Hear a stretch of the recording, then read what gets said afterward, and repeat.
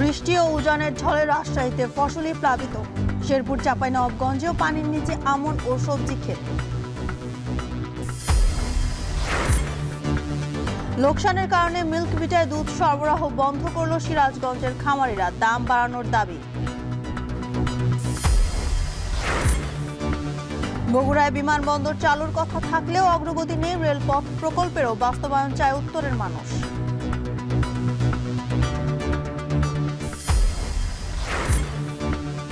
বরগুনায় মশা নিধনে উদাসীনতা, প্রান্তিকে বাড়ছে ডেঙ্গু আক্রান্তের সংখ্যা, আইসিইউ সংকটে ঘটছে মৃত্যু।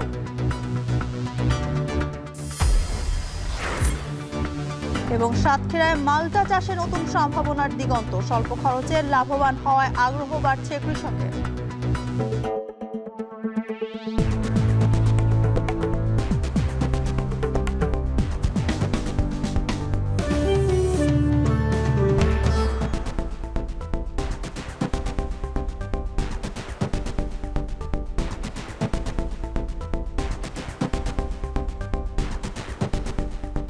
স্বাগত এখন জনপদে। পুরো আয়োজনে আপনাদের সঙ্গে আছে আমি জানসিন জ্যোতিকা। বৃষ্টি উজানের ঢলে রাজশাহীতে হেক্টরের পর হেক্টর জমি প্লাবিত হয়েছে।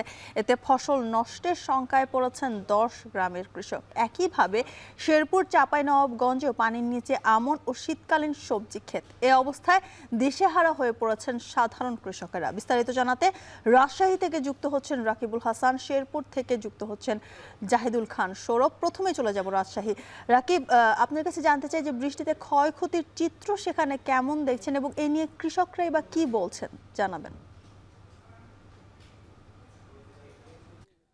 জ্যোতিকা, আসলে রাজশাহীর গোদাগাড়ি এবং পবা এলাকায় 10 গ্রামেরও বেশি জায়গা আমরা দেখছি এখন যে প্লাবিত হয়েছে, এবং এই প্লাবনের মূল যে কারণ সেটি হচ্ছে উজানের ঢল। রাজশাহীতে আমরা যে গ্রামটিতে রয়েছে এখন গোদাগাড়ির ভানপুরে, সেখান থেকে ঠিক উজানে চাঁপাইনবাবগঞ্জের আমনুরা এবং তারপরে চাঁপাইনবাবগঞ্জ। এবং আমরা যেটি জানি যে গেল শুক্রবার একেবারে সকাল 6টা থেকে শুরু করে শনিবার সকাল 8টা পর্যন্ত কিন্তু চাঁপাইনবাবগঞ্জে ভারী বর্ষণ হয়, প্রায় 191 মিলিমিটার বৃষ্টি হয়েছে। এবং এই বৃষ্টিপাতের পাশাপাশি কিন্তু রাজশাহী এবং গোদাগাড়ি এলাকাতেও বৃষ্টিটি ছিল। এই অবস্থায় যেটি হয়েছে যে একদিন পরে, ঠিক একবেলা পরে গোদাগাড়ি আমনুরা হয়ে ভানপুর এবং এইখানকার যে বিলগুলো রয়েছে সেই ভানপুর বিল, গোদাগাড়ি বিল, কাকন হয়ে একেবারে বিল ধরমপুর যেটি, সেই জায়গাটি পর্যন্ত পুরোটি আস্তে আস্তে পানিগুলো এই নিচের দিকে নেমেছে এবং এইখান দিয়ে বারনয় হয়ে পবা নদী দিয়ে সেটি আসলে একেবারে আত্রা এবং চলন বিল পর্যন্ত এই পানিগুলো চলে যায়। সুতরাং এই যে পানির ঢল, এই পানির ঢল নামার ক্ষেত্রে বিভিন্ন বিলে বিভিন্ন সময় কিন্তু পুকুর খনন করা হয়েছে এবং পুকুরগুলো অপরিকল্পিতভাবে খনন করার কারণে এই পানি প্রবাহ ঠিক মতো না হওয়ায় কিন্তু বিলগুলোতে পানি জমেছে। আমরা আসলে যেটি দেখছি যে ভানপুর এলাকায় এই যে এখন যেটি আমরা দেখতে পাচ্ছি এটি পুরোটাই আসলে পটলের ক্ষেত, এবং একই সাথে লাল শাক থেকে শুরু করে এখানে বাঁধাকপি, ফুলকপি সেগুলোও লাগানো ছিল, অর্থাৎ শীতকালীন যে আগাম সবজি সেগুলোও কিন্তু এখন পর্যন্ত লাগানো আছে। এবং সেগুলো বলছে যে এটি যদি খুব দ্রুত আসলে পানি নেমে না যায় তাহলে কিন্তু মাচার যে ফসলগুলো সেগুলোও নষ্ট হবে, এবং জমিতে যে ফসলগুলো ছিল সেগুলো তো ইতোমধ্যেই নষ্ট হয়েছে। তবে কৃষি সম্প্রসারণ অধিদপ্তর বলছে এখনো পর্যন্ত তারা কতটুকু ক্ষয়ক্ষতি হচ্ছে সেটি নিরূপণ করে উঠতে পারেননি। তারা কাজ করছেন এবং প্রত্যেকটি গ্রামে গ্রামে তারা এই বিষয় নিয়ে খোঁজ নিচ্ছেন। এবং আমি একটু আমার সহকর্মীকে বলবো যে একটু ডান দিকে যদি আমরা দেখাই, এখানে সাধারণ মানুষ যাদের ঘর বাড়িতে পানি ঢুকেছে তারা কিন্তু তাদের যে গবাদি পশুগুলো তারা রাস্তার উপরে রেখেছেন, এবং এখানে কৃষকদেরকে আমরা জমায়েত দেখছি, তারা তাদের ফসল দেখতে আসছেন। এবং ঠিক তার ডান পাশে যে বিলটি, সেই বিলটার পুরোটা দেখে মনে হচ্ছে যে পুরোটা আসলে একটি খাড়ি বা নদী, কিন্তু এর নিচেই কিন্তু আসলে ধান ক্ষেত, কোনোটা আধা পাকা কোনোটা পাকা অবস্থায়, এইরকম একটি অবস্থা ছিল জ্যোতিকা। এবং এই যে বিস্তীর্ণ জলরাশি সেই পুরোটাই কিন্তু আসলে বিল এবং ভানপুর বিল, এবং এই বিলের নিচেই কাঁচা ধান এবং একই সাথে পাকা ধানও রয়েছে, অর্থাৎ এই হেক্টরের পরে হেক্টর কিন্তু আসলে জমি যে ধান সেটি তলিয়ে রয়েছে। এই কার্তিকে আসলে বৃষ্টি হবে এবং এতটা ভারী বৃষ্টি সেটি আসলে কৃষক কোনোদিনই ভাবেননি, এবং তারা কিন্তু এর আগে কখনো এইরকম দেখেননি। যার কারণে জ্যোতিকা তারা কিন্তু ভাদ্র মাসের দিকে খানিকটা সচেতন থাকতো এবং এই নিয়ে আসলে খামার করা এবং বিলের পানি আসলে নেমে যাওয়ার ক্ষেত্রে নানা ধরনের সতর্কতা রেখেছিল। কিন্তু এই যে কার্তিকে আসলে অতিবৃষ্টি হবে এবং সেটির যে ঢল উজানের সেটি আসলে ভাসিয়ে দিবে এটি তাদের কল্পনায় ছিল না, যার কারণে তারা ক্ষতিগ্রস্ত হয়েছেন এবং এক্ষেত্রে কৃষি সম্প্রসারণ অধিদপ্তর এবং সরকারি সহায়তা চাচ্ছেন। তো এই ছিল রাজশাহী থেকে আমার কাছে সর্বশেষ। যুথিকা, এখন জানবো শেরপুরের খবর। জাহিদ, আমন ও শীতকালীন সবজির কি অবস্থা এবং কৃষকরা এ নিয়ে কি বলছেন জানাবেন।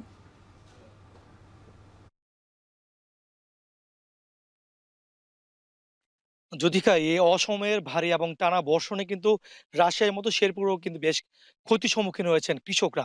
বিশেষ করে আমি দেখেছি যে শেরপুর সদর উপজেলার বেশ কয়েকটি ইউনিয়ন কিন্তু আমন ধানের ব্যাপক ক্ষতি হয়েছে। তবে এই বিষয়ে আমি কৃষি বিভাগের সাথে কথা বলেছিলাম। তারা আমাদেরকে জানিয়েছেন যে চলতি বছর ৯৩,৭২০ হেক্টর জমিতে আমন ধানের চাষ হয়েছিল এবং ৯,২০০ হেক্টর জমিতে কিন্তু এই শীতকালীন আগাম সবজি চাষ হয়েছিল। তবে আমি এখন যেখানে দাঁড়িয়ে আছি সেটি হচ্ছে শেরপুর সদরের কামারচর ইউনিয়ন লতারিয়া গ্রাম। আমার পেছনে কিন্তু প্রায় ২ একর জমির আমন ধান কিন্তু প্রায় হাঁটু সমান পানির নিচে নিমজ্জিত। তো আমি এখানে বেশ কয়েকজন ক্ষতিগ্রস্ত কৃষকদের সাথে যদি কথা বলেছিলাম, তারা আমাদেরকে জানিয়েছেন যে এই অসময়ে বৃষ্টি কখনোই তারা দেখেননি। হঠাৎ করে এই ভারী বর্ষণে কিন্তু সবচেয়ে বেশি ক্ষতিগ্রস্ত হয়েছেন যারা আমন চাষী রয়েছেন এই অঞ্চলের। তো আমি দেখেছিলাম যে বেশ কয়েক এলাকার এই সদর যে উপজেলা রয়েছে আমাদের বেশ কয়েকটি ইউনিয়নের পাকা ধান কিন্তু তারা কেটে তারা শোকানোর জন্য কিন্তু জমিতে বিছিয়ে রেখেছিলেন। এই বিছিয়ে রাখার কারণে কিন্তু আমরা দেখেছি যে টানা ৩ দিনের বৃষ্টিতে কিন্তু এই ধান নষ্ট হওয়ার যে উপক্রম হয়েছে এবং বিশেষ করে ধান গজিয়ে যাওয়ার মতো একটা উপক্রম হয়েছে। তো কৃষকরা বলছেন যে দ্রুত সময়ের মধ্যে যদি পানি নেমে না যায় তাহলে তারা কিন্তু দীর্ঘমেয়াদী ক্ষতির সম্মুখীন হবে। বিশেষ করে গবাদি পশুর যে খড় তারা কিন্তু সেটিও কিন্তু পচে যাওয়ার মতো কিন্তু একটি অবস্থা রয়েছে। তো আমি শুধুমাত্র যে আমন ধান ক্ষতি হয়েছে ওদিকে তা নয়। আমরা দেখেছিলাম যে বিশেষ করে যে ব্রহ্মপুত্র নদীর বেগুন, টমেটো, তারপর হচ্ছে শিম, বাঁধাকপি, ফুলকপি এগুলো কিন্তু ব্যাপক ক্ষতির সম্মুখীন হয়েছে। তো কৃষকরা বলছেন যে দ্রুত সময়ের মধ্যে পানি নেমে না তাহলে কিন্তু বাঁধাকপি, ফুলকপি এবং সিম সহ বেগুন সহ জায়গা শীতকালীন সবজি চাষ করেছেন সেগুলো কিন্তু গাছ পচে যেয়ে তারা কিন্তু বেগুন সহ যে আগাম শীতকালীন সবজি তারা চাষ করেছিলেন সেগুলো কিন্তু গাছ পচে যেয়ে তারা কিন্তু ক্ষতির সম্মুখীন হবেন। তো এই বিষয়ে আমি কৃষি বিভাগের সাথে কথা বলেছিলাম। যদিকা কৃষি বিভাগ আমাদেরকে জানিয়েছেন যে এখন পর্যন্ত ক্ষয়ক্ষতির মোট পরিমাণ তারা নিরূপণ করতে পারেনি। তারা ইউনিয়ন পর্যায়ে যে উপসহকারী কৃষি কর্মকর্তা রয়েছে তাদের মাধ্যমে তারা এই ক্ষয়ক্ষতির যে চিত্র তারা তুলে ধরার চেষ্টা করছেন এবং কৃষকদেরকে পরামর্শ দিয়ে তারা কিন্তু সহযোগিতা করছেন। তবে কৃষকরা বলছেন যে পরিমাণ ক্ষতি হয়েছে সেই ক্ষতি পুষিয়ে ওঠার মতো না। তবে যদি সরকারি সহযোগিতা কিছুটা হলে পাওয়া যায় তাহলে হয়তো তারা এই ক্ষতি পুষিয়ে উঠে তারা আগামী দিন এই যে পানি নেমে গেলে পরবর্তী তারা ভুট্টা, সরিষা সহ অন্যান্য সবজি তারা আবাদ করবেন। তো আমি দেখেছি বিশেষ করে যে শুধুমাত্র যে সদর উপজেলা তা নয়, যদিকা শেরপুরের যে অন্যান্য উপজেলা রয়েছে সেগুলো কিন্তু তারা এই ভারী বর্ষণের ফলে কিন্তু তারা ক্ষতির সম্মুখীন হয়েছেন। তো যদিকা এই ছিল আমার কাছে শেরপুর থেকে এই ভারী বর্ষণের ক্ষয়ক্ষতির সর্বশেষ চিত্র। এই নিয়ে চাঁপাইনবাবগঞ্জের খবর জানাতে যুক্ত আছেন সোহান মাহমুদ। সোহান, বৃষ্টিতে ফসলের ক্ষয়ক্ষতির চিত্র কেমন দেখছেন, কি বলছেন কৃষি বিভাগ জানাবেন।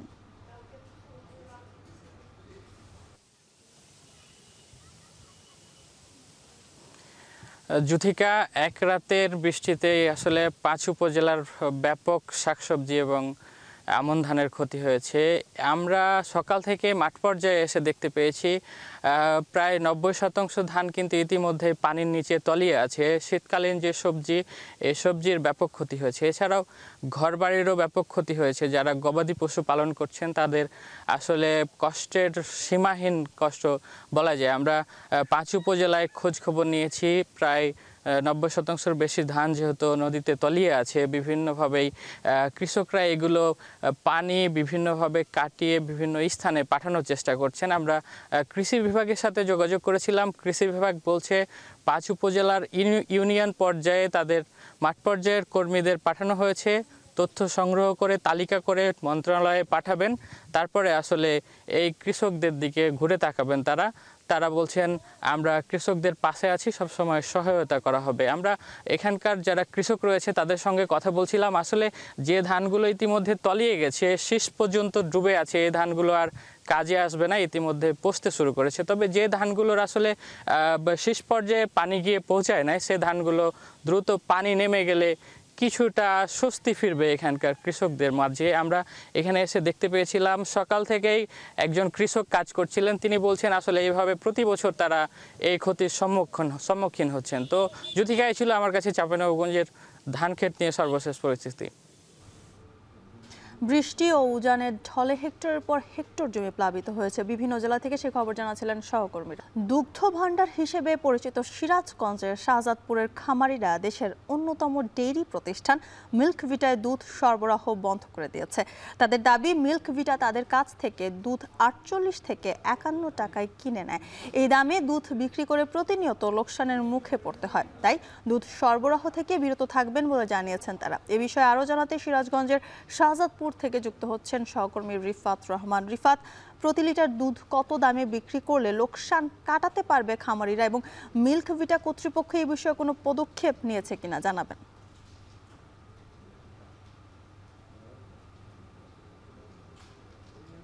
তারা যারা খামারিরা রয়েছেন সমবায় ভিত্তিক, এই প্রতি লিটার দুধ 42 টাকা থেকে 51 টাকা পর্যন্ত কিন্তু তারা দাম পায় এখানে দুধ সরবরাহ করে। তার কারণ যে এখানে আসলে ফ্যাটের মাধ্যমে দুধ সংগ্রহ করে মিলভিটা কর্তৃপক্ষ, যে কারণে আসলে ফ্যাটের উপর নির্ভর করে দুধের দাম নির্ধারণ হয় এবং সব মিলিয়ে ধরেন 51 টাকা সর্বোচ্চ কিন্তু তারা এই দুধের দাম তারা পেয়ে থাকেন। তারা যেটি আসলে দাবি জানাচ্ছেন যে প্রতি লিটার দুধের দাম যদি 60 টাকা করা হয়, সেক্ষেত্রে যারা খামারিরা রয়েছেন তারা কিন্তু এই মিলভিটাতে দুধ সরবরাহ করে তারা কিছুটা লোকসান কাটিয়ে উঠতে পারবেন। আপনি জানেন যে এখন গোখাদ্যের যে ঊর্ধ্বগতি রয়েছে, 1 কেজি ভুসির দাম যেখানে 50 থেকে 55 টাকা, সেক্ষেত্রে আসলে দুধের দাম 51 টাকা। আপনি বুঝতেই পারছেন যে খামারিদের কিন্তু প্রতিনিয়ত লোকসান গুনতে হচ্ছে। পাশাপাশি আপনি জানেন যে এই শাহজাদপুর এবং যে পাবনার বেড়া সাথিয়া রয়েছে, এই অঞ্চলে কিন্তু সবচেয়ে বেশি গবাদি পশু রয়েছে এবং এই অঞ্চল থেকেই কিন্তু প্রায় 5 লাখ লিটারের উপরে কিন্তু দুধ প্রতিদিন এই শাহজাদপুরে উৎপাদন হচ্ছে এবং এখান থেকে প্রতিদিন 2 লাখ লিটারের মতো দুধ তারা মিলভিটায় দিত। কিন্তু কিছুদিন হলো এই মিলভিটার কিন্তু দুধ সংগ্রহ কিন্তু কমে এসেছে। বর্তমানে সব মিলিয়ে 2 বেলা মিলে প্রায় 1,30,000 সর্বোচ্চ কিন্তু তারা দুধ সংগ্রহ করতে পারেন। বাকি দুধ তাদেরকে এখানে যে অন্যান্য প্রতিষ্ঠান রয়েছে, প্রাণ রয়েছে, আড়ং রয়েছে, পাশাপাশি ঘোষের মাধ্যমে তারা কিন্তু এই দুধগুলো বিক্রি করে থাকেন। তারা যদি ঘোষের কাছে বিক্রি করেন সেক্ষেত্রে তারা 60 টাকার উপরে দাম পাচ্ছেন, যে কারণে আসলে তারা দীর্ঘদিন যাবৎ দাবি জানিয়ে আসছেন। তারা বলছেন কর্তৃপক্ষকে যে 60 টাকা নির্ধারণ করার জন্য, কিন্তু গত মে মাসে কিন্তু দুধের দাম মিলভিটা 5 টাকা আরও কমিয়ে দিয়েছে। আগে ছিল 56 টাকা, এখন সর্বোচ্চ 51 টাকা।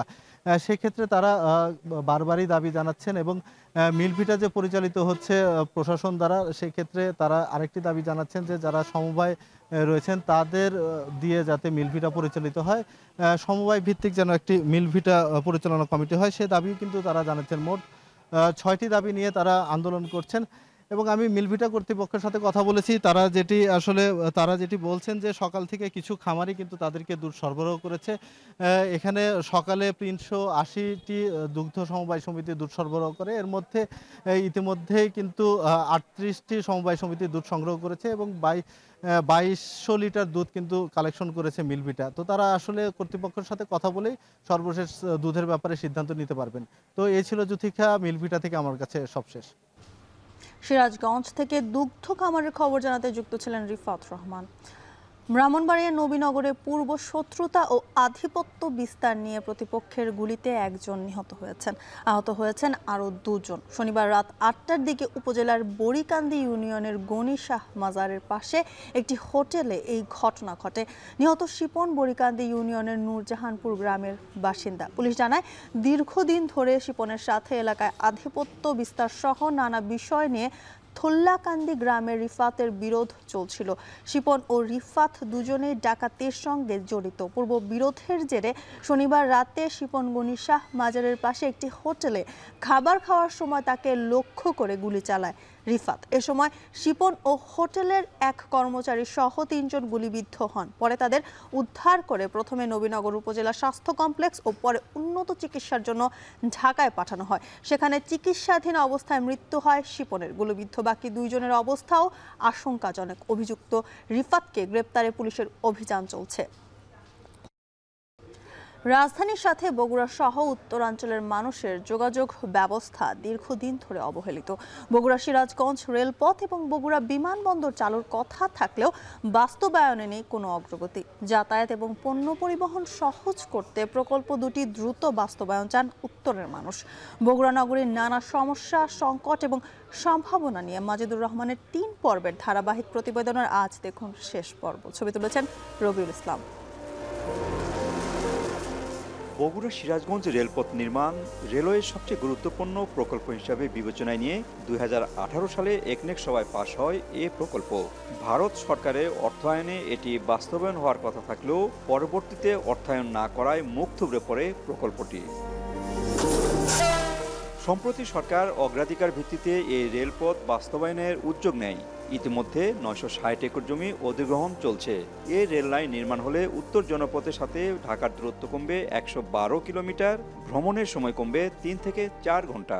পিছিয়ে পড়া এই বগুড়ার মানুষকে সামনে এগিয়ে নিতে হলে যোগাযোগ ব্যবস্থায় যুগান্তকারী পদক্ষেপ নিতে হবে। রেলের পরিবহন খরচ যেহেতু কম, সেহেতু আমি মনে করি যে ওই অঞ্চলের মানুষ ঢাকা কেন্দ্রিক যারা থাকেন তাদের পণ্য সহজলভ্য হবে। যখন এই ট্রেন ব্যবস্থাটা হবে তখন আপনার হাইওয়েতে অনেক যানজট কমে যাবে, অনেক ট্রাকের সংখ্যা কমে যাবে।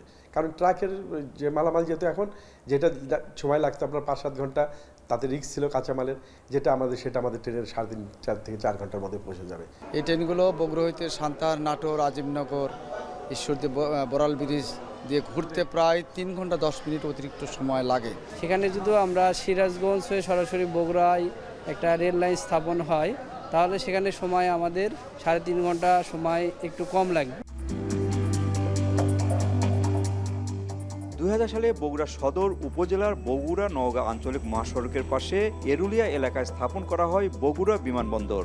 এরপর প্রায় 2 যুগ ধরে পাইলট প্রশিক্ষণ স্কুল হিসাবে বিমান বাহিনী এই বিমানবন্দরটি ব্যবহার করছে। অন্তর্বর্তী সরকার এই বিমানবন্দরের রানওয়ে বাড়ানোর বিষয়ে উদ্যোগ নিলেও তা থেমে আছে। যোগাযোগের স্বার্থে জরুরি প্রয়োজনে এই এয়ারপোর্ট চালুর পরামর্শ সুধী সমাজের। বিভিন্ন জাপানিজ, চাইনিজ পর্যটকরা যারা প্রাচীন নিদর্শনগুলো দেখতে চায়, যেমন মস্তানগড়, বেহুলালকের বাসরগড়, তারা বাস নিয়ে আসে। কিন্তু বিমান যোগাযোগটা খুব সহজ হলে বা চালু হলে তাদের সময়টা বাঁচত এবং বগুড়ার জন্য সার্বিকভাবে উন্নয়ন হতো। বরাদ্দ আমরা পাবো কিনা জানি না, তবে আমাদের ইনশাল্লাহ আপনারা যদি আমাদের তারেক রহমান সাহেবের সবসময় নজর রয়েছে যে এখান থেকে যোগাযোগ ব্যবস্থা বিমানের হোক, এটা আমাদের প্রত্যাশা সবসময় থাকে। বগুড়া সিরাজগঞ্জ রেল রুটের অগ্রগতি দৃশ্যমান থাকলেও বিমানবন্দরে রক্ষণাবেক্ষণের কাজের পর আভ্যন্তরীণ বিমান চলাচলের জন্য বর্ধিত রানওয়ের ভূমি অধিগ্রহণ কিংবা অর্থ বরাদ্দ কিছুই হয়নি বলে জানান জেলা প্রশাসক। বগুড়া বিমানবন্দরটি হচ্ছে 3টি ফেজে এটা বাস্তবায়ন করার কথা ছিল। তো তার মধ্যে ফেজ 1 অলরেডি বাস্তবায়ন হয়ে গেছে। বগুড়ার জনসাধারণের জন্য হচ্ছে আনন্দের খবর বয়ে নিয়ে আসবে যখন ফেজ 2 বাস্তবায়ন হবে। ফেজ 2 মানে আপনার রানওয়ের সম্প্রসারণ। এটা 4500 ফিট রানওয়ে আছে। এখানে যদি 6000 ফিট এটা দীর্ঘ করা যায় তাহলে এখানে কমার্শিয়াল ফ্লাইট ওঠানামা করতে পারবে। শস্য ভাণ্ডার খ্যাত উত্তর অঞ্চল যোগাযোগ ব্যবস্থায় সবসময় অনুন্নত। পণ্য পরিবহন থেকে আরম্ভ করে যাতায়াত ব্যবস্থায় প্রত্যেকটি ক্ষেত্রেই প্রতিবন্ধকতায় পড়তে হয় এই অঞ্চলের মানুষের। তাই নতুন রেলপথ এবং বিমানবন্দর স্থাপনের মধ্যে এর সমাধান খুঁজছে এই এলাকার মানুষ। বগুড়া থেকে মাজিদুর রহমান, এখন। টাঙ্গাইলের মাওলানা ভাসানী বিজ্ঞান ও প্রযুক্তি বিশ্ববিদ্যালয়ে যাওয়ার কাঘমারি তোরাবগঞ্জ সড়কে খানাখন্দের সৃষ্টি হয়েছে। এতে বিশ্ববিদ্যালয়ের শিক্ষার্থী সহ লক্ষাধিক মানুষের প্রতিনিয়ত চরম ভোগান্তি পোহাতে হচ্ছে। সড়কটি সংস্কারের জন্য গেল বৃহস্পতিবার বিশ্ববিদ্যালয়ের শিক্ষার্থীরা এলজিইডি নির্বাহী প্রকৌশলী বরাবর লিখিত আবেদন করেছেন। এ নিয়ে আরও জানাতে টাঙ্গাইলের সন্তোষ থেকে সরাসরি যুক্ত হচ্ছেন সহকর্মী কাউসার আহমেদ। কাউসার, জানাবেন এই সড়কের বেহাল অবস্থায় জনগণের ভোগান্তি কেমন দেখছেন এবং সড়ক সংস্কারে শিক্ষার্থীরা যে আবেদন করেছেন সে বিষয়ে সবশেষ তথ্য কি আছে আপনার কাছে? জ্যোতিকা, আমি আছি টাঙ্গাইলের মাওলানা ভাসানী বিজ্ঞান ও প্রযুক্তি বিশ্ববিদ্যালয়ের যে সামনের সড়কটি রয়েছে সেই সড়কটিতে সন্তোষ এলাকায়। আমার পেছনে দেখতে পাচ্ছেন যে এই খানাখন্দক কোথাও বড় কোথাও ছোট, কিন্তু এই পুরো সড়ক জুড়েই খাড়া খন্দকের সৃষ্টি হয়েছে। এদিকে এই শিক্ষার্থীরা গেল বৃহস্পতিবার এই সড়ক এলজিডির কাছে যে লিখিত আবেদন দিয়েছিল সেই বিষয়ে আমার এলজিডির যে সহকারী প্রকৌশলী রয়েছে তার সাথে আমার কথা হয়েছে। তিনি জানিয়েছেন যে এই বিষয়ে তিনি সদর উপজেলা এলজিডির যিনি কর্মকর্তা রয়েছেন তাকে দায়িত্ব দিয়েছেন। অতি দ্রুত সময়ের মধ্যে তারা এই সড়কটি পরিদর্শন করবেন এবং দ্রুত সময়ের মধ্যে এটি সংস্কার করবেন বলে আমাকে আশ্বাস দিয়েছেন। আর এদিকে এই বিশ্ববিদ্যালয়ের প্রায় 30টির মতো যানবাহন, বিশেষ করে শিক্ষার্থীদের বাস সহ ভিসি সহ অন্যান্য কর্মকর্তাদের যানবাহন এই সড়ক দিয়ে চলাচল করে থাকে। আর এছাড়াও আমার পেছনেই প্রায় 150 বছরের অধিক বছর যাবৎ প্রতিষ্ঠিত জাহ্নবী উচ্চ বিদ্যালয়, আর এছাড়াও পেছনে একটি জাতীয় বিশ্ববিদ্যালয় রয়েছে, মাওলানা মোহাম্মদ আলী কলেজ সহ বলতে গেলে অন্তত 20টি শিক্ষা প্রতিষ্ঠানের শিক্ষার্থীরা এই সড়কটি দিয়ে যাতায়াত করে থাকে। আর এছাড়াও এই সড়ক দিয়ে টাঙ্গাইল সদর উপজেলার পশ্চিম অঞ্চলের অন্তত লক্ষাধিক মানুষ প্রতিনিয়ত এই সড়কটি ব্যবহার করে থাকে। আমার পেছনে দেখতে পাচ্ছেন যে যানবাহনের যে স্বাভাবিক গতি থাকে এই সড়কে 50 থেকে 60 কিলোমিটার বা কখনো 70 কিলোমিটার থাকে, কিন্তু এই খানাখন্দক সড়কের কারণে 5 থেকে সর্বোচ্চ 10 কিলোমিটার গতিতে এই চলতে হয়। এতে করে শিক্ষার্থী সহ পথচারী এবং এই সড়ক যারা ব্যবহার করে থাকে তাদের প্রতিনিয়তই ভোগান্তি পোহাতে হচ্ছে। বিশেষ করে গতকাল বৃষ্টি হওয়ার পর থেকে কিন্তু বিভিন্ন এলাকায় খানাখন্দকে কিন্তু পানি জমে রয়েছে, আর এতে করেই অনেক শিক্ষার্থীর জামা কাপড়ও নষ্ট হয়ে যায়। আবার অনেক সময় আমরা দেখেছি যে ছোট ছোট যে যানবাহন রয়েছে, ব্যাটারি চালিত অটো রিক্সা, প্যাডেল চালিত রিক্সা, এগুলো কিন্তু উল্টে অনেক আহত হওয়ার সংবাদও আমরা জানতে পেরেছি। তো জ্যোতিকা, এই ছিল আমার কাছে এই সন্তোষ থেকে এই সড়কে খানাখন্দকের ভোগান্তি ও প্রতিকারের সবশেষ তথ্য। টাঙ্গাইল থেকে যুক্ত ছিলেন সহকর্মী কাউসার আহমেদ, জানাছিলেন সেখানকার সবশেষ তথ্য। ডেঙ্গুর হটস্পট বরগুনায় এবার ভয়াবহতা ছড়াচ্ছে উপজেলাতেও। প্রতিদিন লাফিয়ে বাড়ছে আক্রান্তের সংখ্যা। স্থানীয়রা বলছেন মশা নিধন কার্যক্রমে প্রশাসনের উদাসীনতায় বাড়ছে সংক্রমণ। এদিকে হাসপাতালে আইসিইউ সহ উন্নত চিকিৎসা ব্যবস্থা না থাকায় ভোগান্তির শিকার হচ্ছেন রোগীরা। বিস্তারিত সুজন আকনের প্রতিবেদনে। ডেঙ্গুর হটস্পট বরগুনার উপজেলাগুলোর মধ্যে সবচেয়ে বেশি আক্রান্ত ও শনাক্ত এখন পাথরঘাটায়। সিভিল সার্জন অফিসের তথ্য বলছে, জানুয়ারি থেকে এ পর্যন্ত ডেঙ্গু আক্রান্ত হয়ে পাথরঘাটা উপজেলা স্বাস্থ্য কমপ্লেক্সে ভর্তি হয়েছেন 868 জন। সরকারি হিসেবে মৃতের সংখ্যা 2 জন হলেও বেসরকারি হিসেবে 9 জন। রোগীদের অভিযোগ, উপজেলা স্বাস্থ্য কমপ্লেক্সে চিকিৎসক, নার্স ও ওষুধ সংকটের পাশাপাশি আক্রান্ত রোগীদের পরীক্ষা নিরীক্ষা করাতে হচ্ছে বেসরকারি ক্লিনিক ও ডায়াগনস্টিক সেন্টারে।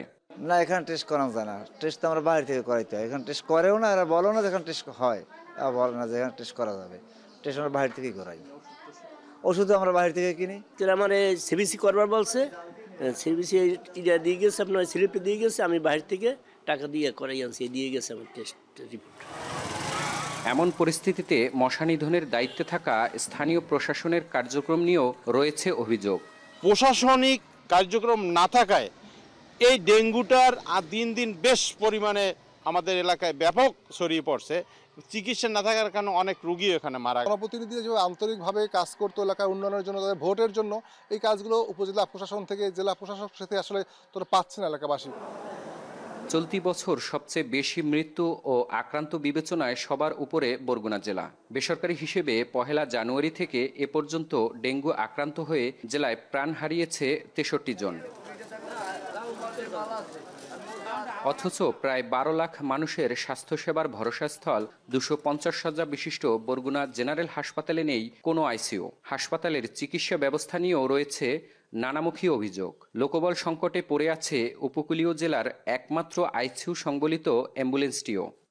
যে বরগুনায় যে 250 হাসপাতালে আইসিইউ থেকে শুরু করে সব কিছুতেই এখানে সুবিধা নাই, তা সেটা আমরা কিভাবে নাগরিকরা বাঁচবে? যদিও গাড়ি আইসিইউ অ্যাম্বুলেন্স, কিন্তু আমরা আইসিইউ ব্যবহার করার মতো আমাদের সেই আইসিইউ স্পেশালিস্ট নাই। আমি তো ড্রাইভার মানুষ, আমি তার ওই দিকটা আমার জানা নাই, আমি শুধু ড্রাইভ করি। হাসপাতালের তত্ত্বাবধায়ক বলছে, আইসিইউর জন্য অবকাঠামো থাকলেও সরঞ্জাম ও লোকবল না থাকায় তারাও চিকিৎসা দিতে হিমশিম খাচ্ছেন। আর সিভিল সার্জন বলছেন, নানামুখী সংকটের মধ্যেও ডেঙ্গু পরিস্থিতি নিয়ন্ত্রণে সর্বোচ্চ চেষ্টা করছেন তারা। 8 তলায় আমাদের আইসিইউ ভবন মোটামুটি কাজ হয়ে গেছে। এখন আইসিইউ যন্ত্রপাতি যদি আসে, তারপরে এর সাথে সাথে যদি আইসিইউর স্পেশালিস্ট বা আনুষঙ্গিক লোকবল দেয়, তাহলে আইসিইউ চালু করা সম্ভব। উপজেলা পর্যায়ে এখন প্রকোপটা অনেকাংশে বেড়েছে। তো সেইখানে আমাদের যেই স্থানীয় প্রশাসন, উপজেলা পরিষদ এবং আমাদের যিনি ইউএসএফপিও মহোদয়, তারা সম্মিলিতভাবে কাজ করছেন। ডেঙ্গু মশা প্রতিরোধ কল্পে তারা সমস্ত কাজ করে যাচ্ছে। স্বাস্থ্য বিভাগের সবশেষ তথ্য অনুযায়ী 1 জানুয়ারি থেকে এ পর্যন্ত জেলায় ডেঙ্গু আক্রান্ত রোগী শনাক্ত হয়েছেন 8,779 জন। যদিও বেসরকারি হিসেবে এই সংখ্যা প্রায় দ্বিগুণ। সুজনা কোন, বরগুনা। কুমিল্লায় ডেঙ্গু ও চিকুনগুনিয়া সহ মশাবাহিত রোগের প্রকোপ ক্রমেই বেড়ে চলেছে। তারপরেও ভ্রুক্ষেপ নেই প্রশাসনের, মশক নিধনে নেই সিটি কর্পোরেশনের কোনো কার্যক্রম। কুমিল্লা নগরীর রেসকোর্স থেকে বিস্তারিত জানাতে যুক্ত হচ্ছেন মাসুদ আলম। মাসুদ, মশক নিধনে প্রশাসনের কোনো উদ্যোগ নেই কেন, জানাবেন?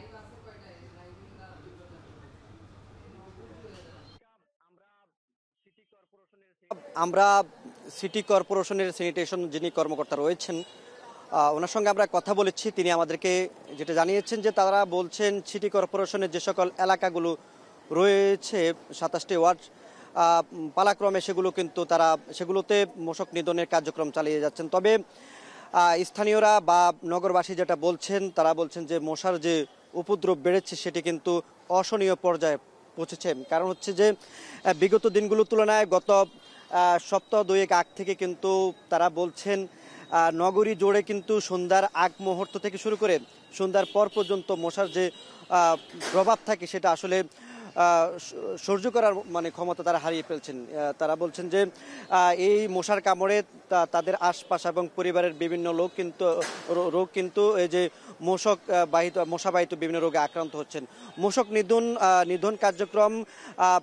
নিধন কার্যক্রমের যে বিষয়টা থাকে সবসময় আসলে পাড়া মহল্লায় বা ড্রেন কালভার্ট পরিষ্কার করা, সেগুলো কিন্তু আসলে খুবই কম হচ্ছে, অতীতের তুলনায় একেবারে কম। যার কারণে কিন্তু তারা মশা মারার জন্য যে ধরনের ব্যবস্থাগুলো করে থাকেন, বিশেষ করে হচ্ছে কয়েল এবং বিভিন্ন ধরনের স্প্রে, এই ধরনের জিনিসগুলো বাসাবাড়িতে ব্যবহার করার পরেও মশার থেকে তাদের কোনো নিস্তার নেই। মশার কামড়ে আক্রান্ত হচ্ছেন ডেঙ্গু এবং চিকুনগুনিয়া। আমরা সিভিল সার্জনের কর্তৃপক্ষের সঙ্গে কথা বলেছি, তারা আমাদেরকে যে তথ্যটুকু দিয়েছেন, তারা বলছেন যে ডেঙ্গুর প্রকোপ বাড়ছে এবং আক্রান্তের হারও ধীরে ধীরে বাড়ছে। কুমিল্লা মেডিকেল কলেজ হাসপাতালের তথ্য অনুসারে এ পর্যন্ত শুধুমাত্র কুমিল্লা সিটি কর্পোরেশন এলাকাতে প্রায় 900-র অধিক মানুষ আক্রান্ত হয়েছেন। একই সঙ্গে গত কয়েক মাসে জেলাতে আক্রান্ত হয়েছেন বা জেলার বিভিন্ন হাসপাতাল থেকে যে সকল তথ্য রয়েছে, জেলাতে আক্রান্ত হয়েছেন প্রায় 2200 থেকে 2300 মানুষ, এমনটাই তথ্য জানিয়েছেন। তবে তারা যেটা জানিয়েছেন যে তারা মশক নিধনের যে কার্যক্রম আসলে সিটি কর্পোরেশন থেকে নেওয়ার কথা, সে ধরনের কার্যক্রম না নেওয়া এবং মানুষের মধ্যে যে সচেতনতা থাকার কথা সেগুলো না থাকার কারণে মূলত ডেঙ্গু এবং চিকুনগুনিয়ার যে আক্রমণের বা আক্রান্ত হওয়ার যে বা প্রকোপের যে হার সেটা কিন্তু বাড়ছে। তো এই ছিল জ্যোতিকা। কুমিল্লা থেকে ডেঙ্গু পরিস্থিতির খবর জানাতে যুক্ত ছিলেন মাসুদ আলম। চট্টগ্রামের খাতুনগঞ্জে হঠাৎ করেই বাড়তে শুরু করেছে পেঁয়াজের দাম। নানান অজুহাতে গেল 10 দিনে পণ্যটির দাম বেড়েছে কেজি প্রতি 7 থেকে 10 টাকা পর্যন্ত। এ নিয়ে বিস্তারিত জানাতে খাতুনগঞ্জ থেকে যুক্ত হচ্ছেন শোয়েব রহমান। শোয়েব, হঠাৎ করে পেঁয়াজের দাম বাড়ার কারণ কি? জ্যোতিকা, খাতুনগঞ্জে গেল 10 থেকে 15 দিনের মধ্যে পেঁয়াজের দাম বাড়তে শুরু করেছে এবং এর প্রধান কারণ হিসেবে আড়তদাররা যেটি বলছেন যে পেঁয়াজের মজুদ ফুরিয়ে আসছে, অর্থাৎ দেশি যে পেঁয়াজটি রয়েছে হালি পেঁয়াজ, সেই পেঁয়াজের মৌসুম শেষ হয়েছে এবং মৌসুমের শেষ সময়টা চলছে এখন, যে কারণে কৃষকদের কাছে মজুদ কমেছে এবং সে কারণে খাতুনগঞ্জের আড়তগুলোতে সরবরাহও কিন্তু কমেছে এবং এই কারণেই মূলত পেঁয়াজের দামটা কিন্তু বাড়তে শুরু করেছে বলে কিন্তু আড়তদাররা জানিয়েছেন। এবং তারা যেটি বলছেন যে গেল 10 থেকে 15 দিনের মধ্যে পেঁয়াজের দাম 10 থেকে 15 টাকা বেড়ে এখন কেজি প্রতি 88 থেকে 100 টাকা পর্যন্ত দরে বিক্রি হচ্ছে। কোনো কোনো আড়তে 100 টাকা, 97 টাকা, 95 টাকা, এভাবে আসলে মান এবং আকার ভেদে পেঁয়াজ বিক্রি হচ্ছে। এবং তারা বলছেন যে এই যে জুন জুলাই মাসটা হচ্ছে মূলত হালি পেঁয়াজের মৌসুম এবং সেটি কিন্তু এর মাঝে শেষ পর্যায়ে রয়েছে। আগামী 1 থেকে 1.5 মাসের মধ্যে নতুন যে মুড়ি কাটা পেঁয়াজ, সেই মুড়ি কাটা পেঁয়াজ বাজারে আসতে শুরু করবে এবং সেই সময়টা না আসা পর্যন্ত কিন্তু বাজারে এক ধরনের সংকট থাকবে এবং সে কারণে দামও কিন্তু কিছুটা বাড়তে পারে বলে আড়তদাররা জানিয়েছেন। এবং তারা বলছেন যে এই মুহূর্তে বাজার চলছে সম্পূর্ণ দেশি পেঁয়াজের মজুদ দিয়ে। বাজারে কিন্তু কোনো ধরনের বিদেশি বলতে বিশেষ করে ভারত থেকে যে পেঁয়াজ আসে সেই ভারতীয় পেঁয়াজ বা অন্য কোনো দেশের পেঁয়াজ কিন্তু বাজারে নেই এবং এই কারণেই মূলত এককভাবে দেশি পেঁয়াজের উপর নির্ভরশীল, যেটিরও আবার মজুদ প্রায় ফুরিয়ে আসছে, সেই কারণে মূলত দাম কিন্তু কিছুটা কমছে। এবং ব্যবসায়ীরা বলছেন যে যদি এই মুহূর্তে বাজার কিছুটা নিয়ন্ত্রণ আনতে হয় বা দামের লাগাম টানতে হয়, সেক্ষেত্রে ভারতীয় পেঁয়াজের যে আমদানি, সেই আমদানি করতে হবে, তেমনটি কিন্তু বলছেন। এবং একটি বিষয় ব্যবসায়ীরা বলছেন যে গেল 1 বছরে কিন্তু দেশে ব্যাপক হারে পেঁয়াজের আবাদ হয়েছে এবং পুরো বছর জুড়েই কিন্তু দেশি পেঁয়াজের মাধ্যমেই যোগান দেওয়া হয়েছে। মাঝখানে 1 থেকে 1.5 মাস বা 2 মাস পর্যন্ত কিন্তু ভারতীয় পেঁয়াজের কিছুটা আমদানি হয়েছিল, কিন্তু এই মুহূর্তে সেই পেঁয়াজের আমদানি কিন্তু নেই, যে কারণে মূলত দামটি বাড়তে শুরু করেছে। তবে আড়তদাররা বলছেন যদি 1 মাস বা 1.5 মাস পরে নতুন যে মুড়ি কাটা পেঁয়াজ, সেটি মূলত ডিসেম্বরের শেষ দিকে কিংবা জানুয়ারির শুরুর দিকে মূলত বাজারে আসতে শুরু করে, সেই পেঁয়াজটি যদি বাজারে আসে তখন আসলে এই পেঁয়াজের দামটি তখন নিয়ন্ত্রণের মধ্যে আসবে বা আরও কমে যাবে বলে কিন্তু আড়তদাররা জানাচ্ছেন। জ্যোতিকা। চট্টগ্রামের খাতুনগঞ্জে বেড়েছে পেঁয়াজের দাম, সে খবর জানাচ্ছিলেন শোয়েব রহমান। গোপালগঞ্জ মহাসড়কে দিন দিন বাড়ছে সড়ক দুর্ঘটনা। বেপরোয়া চালক, 3 চাকার যান আর সরু সড়ক, এসব দুর্ঘটনার কারণ বলছেন ভুক্তভোগীরা। এতে উদ্বিগ্ন যাত্রী ও স্থানীয়রা। সজীব খানের ক্যামেরায় কাজী মনিরুজ্জামানের প্রতিবেদন।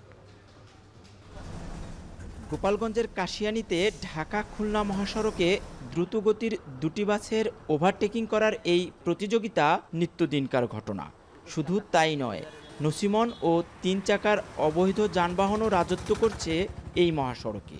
প্রায়শই দ্রুতযানের সাথে চলে তাদের অসম প্রতিযোগিতা। গোপালগঞ্জের মাঝিগাতি এই বাস স্ট্যান্ডে সম্প্রতি সড়ক দুর্ঘটনায় একই পরিবারের 3 জন সহ 4 জন নিহত হয়েছেন। ঢাকা খুলনা মহাসড়কের গোপালগঞ্জের 84 কিলোমিটার মহাসড়ক এখন মৃত্যুপুরীতে পরিণত হয়েছে। গত 1 বছরে শুধু মাঝিগাতিতেই ঘটেছে অন্তত 10টি সড়ক দুর্ঘটনা। হাইওয়ে পুলিশের তথ্যমতে একটি স্পটেই প্রাণ গেছে 13 জনের, আহত অর্ধশত। আহতদের অনেককেই বরণ করতে হয়েছে পঙ্গুত্ব। শুধু মাঝিগাতি নয়, চলতি বছরে ঢাকা খুলনা মহাসড়কের গোপালগঞ্জ অংশের দুর্ঘটনাপ্রবণ 10টি স্থানে ঘটেছে 102টি সড়ক দুর্ঘটনা। এতে প্রাণ হারিয়েছেন 58 জন আর আহত 2 শতাধিক। এক্সপ্রেসওয়ে পার হলেই শুরু হয় ঢাকা খুলনা মহাসড়কের সরু রাস্তা, কিন্তু আগের গতিতে ছুটে চলে যানবাহন। এমন সড়কে বেপরোয়া গতি ও 3 চাকার যান চলাচলেই দুর্ঘটনার প্রধান কারণ হিসেবে দেখছেন স্থানীয়রা। আর চালকের বৈধ ড্রাইভিং লাইসেন্স আর ডোপ টেস্ট নিশ্চিত করা গেলে সড়ক দুর্ঘটনা অনেকাংশেই কমে আসবে বলছেন যাত্রীরা। 5-6 জন স্বজনকে আমি হারিয়েছি এই সড়কে। রাস্তাটা যদি ডাবল হইতো, একটা গাড়ি ওদিক দিয়ে যেত, একটা গাড়ি এদিক দিয়ে যেত, তাইলে আর এত অ্যাক্সিডেন্ট হয় না। যদি মাঝখানে ডিভাইডার দেওয়া যেত তাহলে দুর্ঘটনার হার অনেকটাই কমে আসতো। যতগুলো নেশাখোর প্রত্যেকটা লাইসেন্স পেয়েছে ড্রপ টেস্ট ঠিক মতো করতে পারে না, বুঝছেন। হাইওয়ে পুলিশের দাবি, সড়ক দুর্ঘটনা রোধে মহাসড়কে চেকপোস্ট বসানো হচ্ছে। 3 চাকার অবৈধ যানবাহন রোধেও সচেষ্ট তারা, কিন্তু তারপরও ঠেকানো যাচ্ছে না দুর্ঘটনা। সড়ক সম্প্রসারণ ও বিভাজক তৈরি করা গেলে দুর্ঘটনা কমে আসবে বলে মত হাইওয়ে পুলিশের।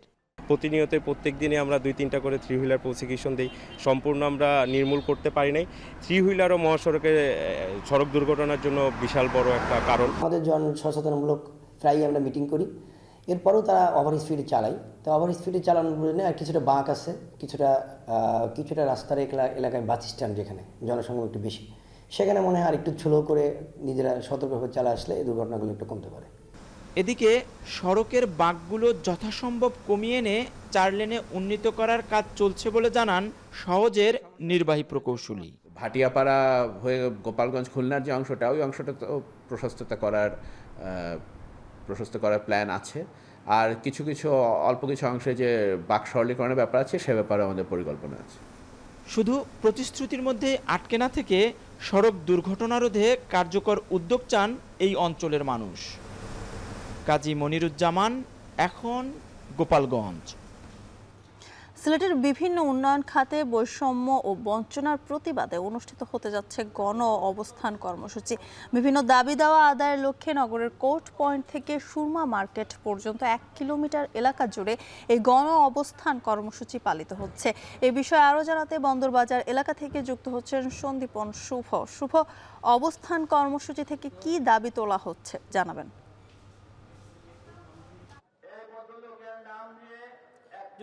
দেখুন, উত্তর পূর্বাঞ্চলের এই জনপদ সিলেট হচ্ছে একটা প্রদীপ বলা হতো আগে। সেই প্রদীপের নিচে অন্ধকার বলছেন এখানকার যারা এসেছেন, তারা কিন্তু বলছেন যে এটি একটি রেমিটেন্সের হাব বলা হয় বা রেমিটেন্স যোদ্ধাদের একটি জায়গা, কিন্তু এখানেই সবচেয়ে বেশি বৈষম্যের শিকার হচ্ছেন তারা।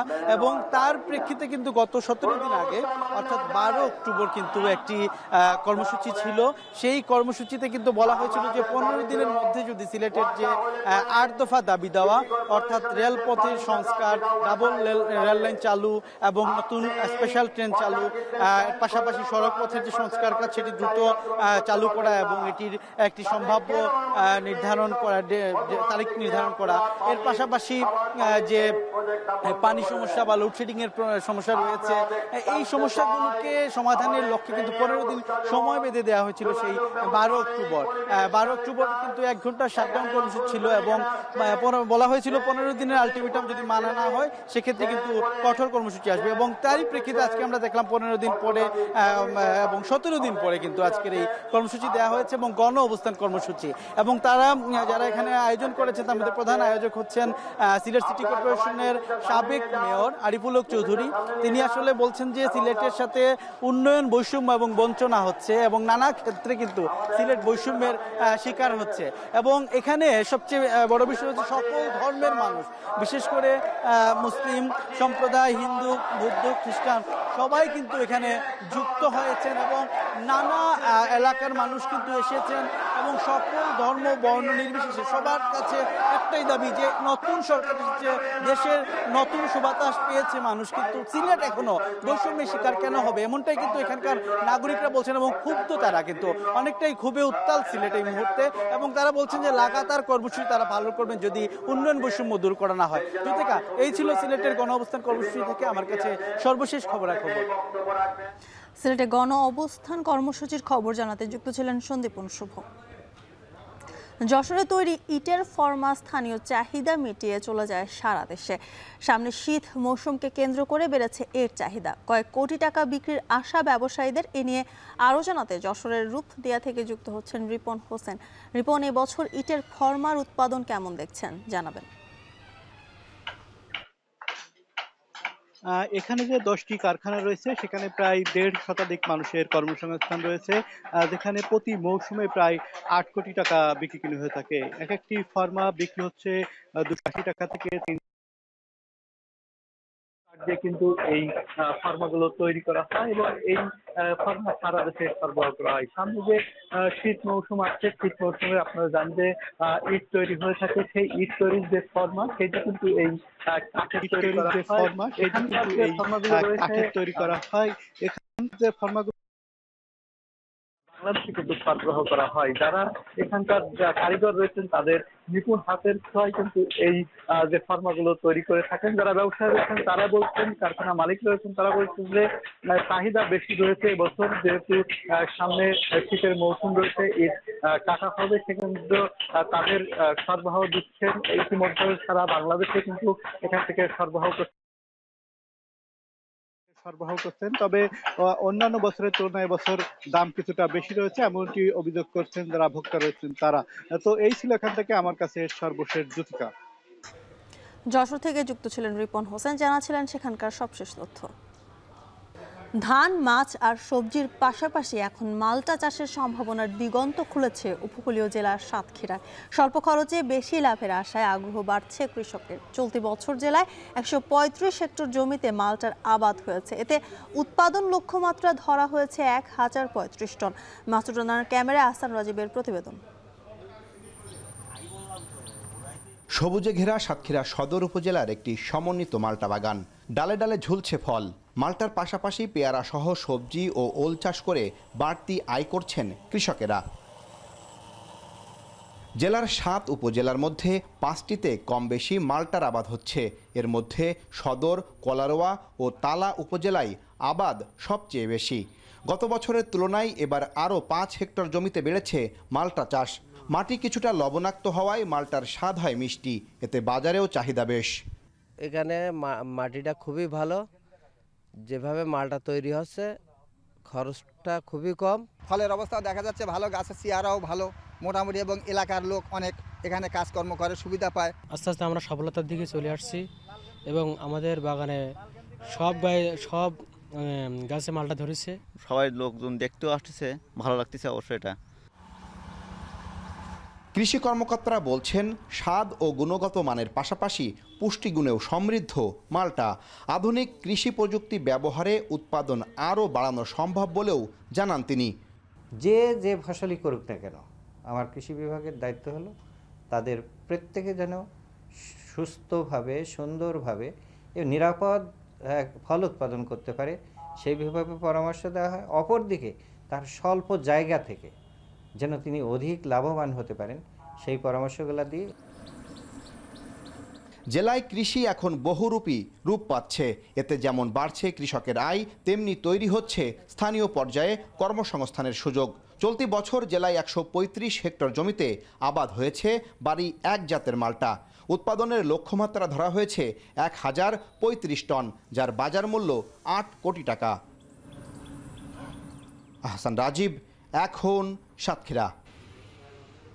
বরগুনায় শেষ হলো 2 দিন ব্যাপী বিজ্ঞান মেলা ও মহাকাশ ক্যাম্প। টেলিস্কোপের মাধ্যমে চাঁদ ও বৃহস্পতি গ্রহ দেখার আয়োজন দেখতে শিশুদের পাশাপাশি এসেছেন নানা বয়সের মানুষ। বিজ্ঞানকে কাছ থেকে দেখতে শিক্ষার্থীদের জন্য নিয়মিতভাবে কাজ করার আশা আয়োজকদের। সুজন আকনের আরও একটি প্রতিবেদন দেখুন বিস্তারিত। গল্প করতে করতে চাঁদের সাথে হেঁটেছেন কখনো? মহাকাশ কত বিশাল চিন্তা করেছেন? এমন কত শত ভালো লাগা আর জিজ্ঞাসা আমাদের এই মহাকাশকে ঘিরে। কয়েক মুহূর্তের জন্য হলেও অনেক অনেক দূরের পৃথিবীর একমাত্র প্রাকৃতিক উপগ্রহ চাঁদ ও সৌরজগতের সবচেয়ে বড় গ্রহ দেখতে পেরে বেশ খুশি শিশুরা। এরকমের মেলা আমরা আরো চাই, এগুলোতে আমাদের জ্ঞানও বৃদ্ধি পাবে। একটা পিঁপড়া দেখছি ওখানে, অনেক চমৎকার লাগছে, অনেক বড়। ওটা একটা পোকা ছিল, ওটা মাইক্রোস্কোপ দিয়ে দেখানো হয়েছে। পঞ্চমবারের মতো সায়েন্স সোসাইটির আয়োজনে বরগুনায় শেষ হলো 2 দিন ব্যাপী বিজ্ঞান আড্ডা, রোবোটিক্স ওয়ার্কশপ, বিজ্ঞান মেলা ও মহাকাশ ক্যাম্প। সকাল 9:30 থেকে রাত 9:30 পর্যন্ত চলা টেলিস্কোপের মাধ্যমে চাঁদ ও বৃহস্পতি গ্রহ দেখার আয়োজন দেখতে শিশুদের পাশাপাশি এসেছেন নানা বয়সের মানুষ। বাস্তব অভিজ্ঞতা, যেমন অ্যানাটমি সিস্টেমের ওদের লিভার, হার্ট কোথায়, ওদের পাকস্থলী, স্টোমাক, ওটা ধরে দেখতেছে। তারপরে অনুবীক্ষণ যন্ত্র দেখতেছে, অ্যাবাকাস দেখতেছে, তারপরে ডায়নামো কিভাবে তৈরি হচ্ছে, বিদ্যুৎ কিভাবে তৈরি হচ্ছে, এটা ওরা এখনই পাচ্ছে। বরগুনায় শিক্ষার্থীদের মধ্যে বিজ্ঞান চর্চা, গবেষণার আগ্রহ, সৃজনশীলতার বিকাশ ও বিজ্ঞানকে কাছ থেকে দেখতে নিয়মিতভাবে কাজ করার আশা আয়োজকদের। বরগুনার মানুষকে সবাইকে বলবো যাতে প্রতি বছর আমাদের সাথে মহাকাশ ক্যাম্পে অংশগ্রহণ করে আমাদের মহাকাশ ক্যাম্পটাকে আরো সুন্দর করে। টেলিস্কোপে কিভাবে চাঁদ দেখবে, কিভাবে আকাশ পর্যবেক্ষণ করবে, সেগুলো তাদেরকে হাতে কলমে দেখাচ্ছে। বইয়ের যে ধরাবাঁধা যে সূত্র বা ম্যাথমেটিক্স যেগুলো আমরা পড়ি, সেগুলা বাস্তবে আমরা তাদের হাতে কলমে সেটা দেখাই। 2 দিনের এই আয়োজনে প্রায় 4000 শিক্ষার্থীরা অংশ নেয়। এখন বরগুনা। ঢাকার আশুলিয়া ড্যাফোডিল ইন্টারন্যাশনাল ইউনিভার্সিটিতে অনুষ্ঠিত হলো মজারু অ্যাবাকাস স্পিড মাস্টার সিজন 3 এর গ্র্যান্ড ফিনালে। 7 শতাধিক শিশু কিশোরের অংশগ্রহণে মুখরিত হয়ে ওঠে পুরো ক্যাম্পাস। অনলাইন শিক্ষা প্ল্যাটফর্ম মজারু আয়োজিত এই প্রতিযোগিতায় চিন্তার গতি আর কল্পনার শক্তি যুক্তি দিয়ে সংখ্যার খেলায় মেতে ওঠে ছোট্ট প্রতিযোগীরা। সবাইকে পেছনে ফেলে গ্র্যান্ড চ্যাম্পিয়ন হয় ফাউজিয়া রাউনাফ, অনন্যা ভুইয়া ও আবরার ফায়াজ সাদ। তাদের হাতে তুলে দেওয়া হয় 1 লাখ টাকার শিক্ষাবৃত্তি ও অন্যান্য পুরস্কার। অনুষ্ঠানে উপস্থিত ছিলেন জনপ্রিয় অভিনেত্রী তাসনিয়া ফারিন, ডক্টর সবুর খান ও কবি রেজাউদ্দিন স্টালিন সহ অনেকে। এই ছিল এখন জনপদে। এখন টেলিভিশন ওয়েবসাইটে দেখতে ভিজিট করুন এখন.tv, এছাড়া ফেসবুকে দেখতে ভিজিট করুন facebook.com/tv.এখন এবং ইউটিউবে দেখতে ভিজিট করুন youtube.com/c/এখন TV।